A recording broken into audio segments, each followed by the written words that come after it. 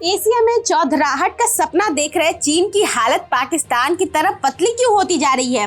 नमस्कार, मैं आंचल और स्वागत करती हूँ आपका ट्रिगर पॉलिटिक्स में। लगभग 3 हफ्ते पहले चीन के नेता शी जिनपिंग की अध्यक्षता में एक बैठक हुई थी। बैठक में अधिकारियों ने स्वीकार किया कि चीन की अर्थव्यवस्था नई कठिनाइयों और चुनौतियों का सामना कर रही है। सिन्हुआ समाचार एजेंसी के मुताबिक अधिकारियों ने अर्थव्यवस्था को बढ़ावा देने का वादा किया था, लेकिन वो फेल हो रहे हैं। कोविड प्रतिबंधों के हटने के बाद साल की शुरुआत में अर्थव्यवस्था में तेजी भी आई थी, लेकिन चीन की अर्थव्यवस्था बुरे दौर से गुजर रही है।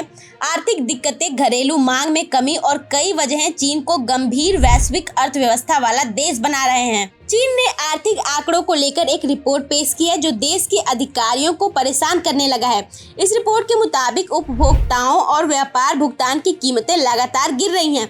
जुलाई में खुदरा बिक्री और औद्योगिक उत्पादन में भारी गिरावट दर्ज की गई। रियल एस्टेट में निवेश लगातार गिर रहा है। नतीजन शेयर बाजार में भी गिरावट दर्ज की गई है। हांगकांग में कारोबार करने वाले चीनी शेयरों का एक सूचकांक इस महीने 9% से ज्यादा गिर गया है। बड़ी शेयर मार्केट कंपनियां जैसे बेंचमार्क, हैंग सेंग इंडेक्स निचले पायदान पर है। इसके सदस्यों में चीन की real estate company country garden भी शामिल है, जिसने इस महीने अपनी आधी वैल्यू गंवा दी है। निवेश बैंक नोमुरा के विश्लेषकों ने एक रिपोर्ट में लिखा, चीनी अर्थव्यवस्था अभी तक आने वाले सबसे खराब दौर का सामना कर सकती है। चीन की real estate company country garden को अरबों डॉलर का नुकसान हुआ है। कंपनी पर 200 अरब डॉलर का बिल बकाया हो गया है। ये कंट्री गार्डन का संभावित पतन माना जा रहा है। 1 साल पहले कंट्री गार्डन रियल एस्टेट कंपनियों की एक मॉडल कंपनी मानी जाती थी। कंपनी ने लापरवाही करना शुरू किया और बिलों का भुगतान बंद कर दिया। 1992 में यांग गुओ कियांग ने कंट्री गार्डन की स्थापना की थी। इसे दुनिया का सबसे बड़े रियल एस्टेट बूम माना जाता था। इसकी सफलता ने यांग को अरबपति बना दिया। कंपनी देश की तरक्की के लिए नजीर बन गई। चीनी लोगों के पास पैसा बनाने के लिए विश्वसनीय विकल्प बने। उन्होंने अचल संपत्ति में अपनी आय और बचत का निवेश किया। कई बड़े निजी डेवलपर्स की तरह कंट्री गार्डन ने उधार लेना जारी रखा और अपने कर्ज का भुगतान करने के लिए खूब उधार लिया। बिल बहुत बड़े होने लगे। अधिकारियों को डर लगने लगा कि कंपनी का कर्ज देश के पूरे वित्तीय प्रणाली को खतरे में डाल देगा। चीन के शीर्ष नेता शी जिनपिंग ने आदेश दिया कि कंपनी पर अटकलें लग रही हैं। ये मुसीबत ला सकता है। 2020 में सरकार ने रियल एस्टेट कंपनी की धन जुटाने की क्षमता को सीमित कर दिया और यहीं से शुरू हुई बर्बादी की कहानी। कई अन्य डेवलपर्स ने भी कंट्री गार्डन को अपने बिलों का भुगतान करना बंद कर दिया। खरीद में भी काफी गिरावट आई। बाजार, निवेशक और घर खरीदारों को सबसे खराब स्थिति का डर सता रहा है। अगस्त की शुरुआत में कंट्री गार्डन ने कर्ज पर 2 ब्याज भुगतानों को छोड़ दिया। अगर वह सितंबर की शुरुआत तक भुगतान नहीं करती है या लेनदारों को 30 दिन की छूट अवधि के बाद और समय नहीं देती है तो यह डिफॉल्ट होगा। हांगकांग में कंपनी के शेयर की कीमत $1 के नीचे आ गई है। कंट्री गार्डन का घाटा बढ़ता जा रहा है। कंपनी ने खुद कहा है कि यह साल के पिछले 6 महीनों में 7.6 बिलियन तक के नुकसान की रिपोर्ट करने की उम्मीद करता है।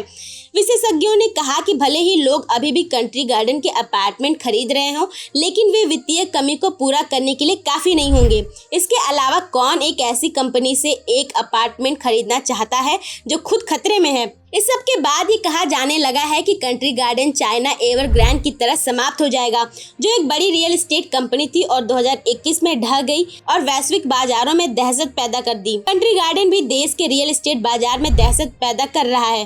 कई चीनी विश्लेषक ये लिख रहे हैं कि कंट्री गार्डन डिफॉल्ट एवरग्रांड जितना प्रभावशाली हो सकता है, क्योंकि यह बहुत बड़ा है। यह और भी बदतर हो सकता है। बड़े डेवलपर्स पहले ही निराश हो चुके हैं। 1995 में एक लकड़ी के बिजनेस के तौर पर झोंगजी एंटरप्राइज की शुरुआत हुई। देखते ही देखते ये 1 ट्रिलियन युआन 138 बिलियन से ज्यादा कमाई करने वाली कंपनी बन गई। लेकिन अब इस फर्म ने चीनी बाजारों में खतरे की घंटी बजा दी है, जिससे सिर्फ कंपनी के निवेशक भयभीत नहीं हैं, चीनी अधिकारियों को भी डर लगने लगा है। इसलिए अधिकारियों ने किसी भी मुसीबत से बचने के लिए एक रिसर्च टीम बनाई है जो झोंगजी की बैंकिंग नियामक में पैदा हुए खतरे की जांच कर रहा है। झोंगजी एंटरप्राइज ग्रुप ने बुधवार को निवेशकों से कहा कि वह नकदी संकट का सामना कर रहा है। इसकी वजह से चीनी संपत्ति प्रबंधक गहराते संपत्ति बाजार में गिरावट से जूझ रहा है। बता दें कि झोंगजी के अलावा बांग इंश्योरेंस ग्रुप और HNA समूह सहित कई कंपनियां पतन का सामना कर रही हैं।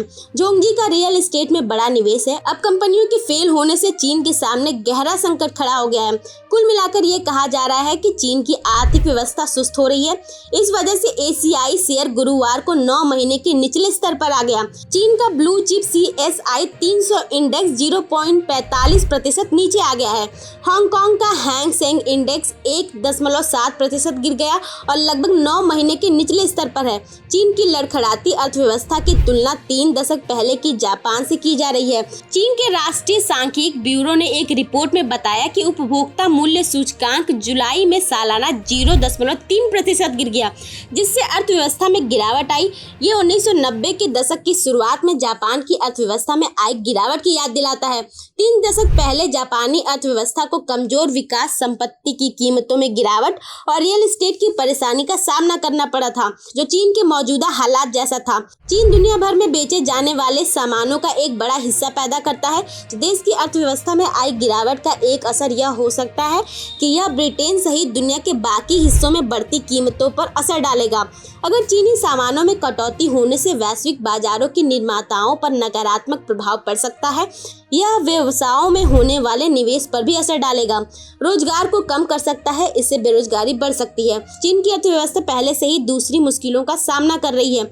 आधिकारिक आंकड़ों से पता चला कि चीन के निर्यात में एक साल पहले की तुलना में जुलाई में 14.5% की गिरावट आई, जबकि आयात में 12.4% की गिरावट आई। गंभीर व्यापार आंकड़े उन चिंताओं को उजागर करते हैं कि देश की आर्थिक वृद्धि इस साल और धीमी हो सकती है। चीन अपने सबसे बड़े रियल एस्टेट डेवलपर्स एवरग्रांड के पतन के बाद चल रहे संपत्ति बाजार संकट से भी निपट रहा है। चीन की सरकार यह संदेश देती रही है कि सब कुछ नियंत्रण में है, लेकिन आर्थिक विकास को प्रोत्साहित करने के लिए अब तक कोई भी बड़ा उपाय नहीं किया गया है। कई रिपोर्ट ये भी बताती हैं कि पाकिस्तान अपने कर्ज के ब्याज के भुगतान नहीं कर पाने के कारण बदतर अर्थव्यवस्था वाला देश बन गया। पाकिस्तान 2022 से आर्थिक संकट का सामना कर रहा है। ऐसा लग रहा है कि देश में आंतरिक आर्थिक मार की वजह से धीरे धीरे चीन की हालत भी पाकिस्तान की तरह खराब हो सकती है।